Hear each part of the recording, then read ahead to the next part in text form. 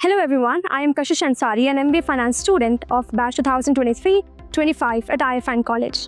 And I'm excited to share that I have been placed at Finastra as a Finstarter Analyst. This opportunity is really special for me because it justifies my journey at IFIM, which has been transformative and beautiful.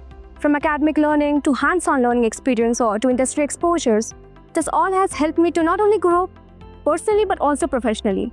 Along with that, I have also been given the constant support from the faculty members who have encouraged me throughout to express my opinions, and that has boosted my confidence.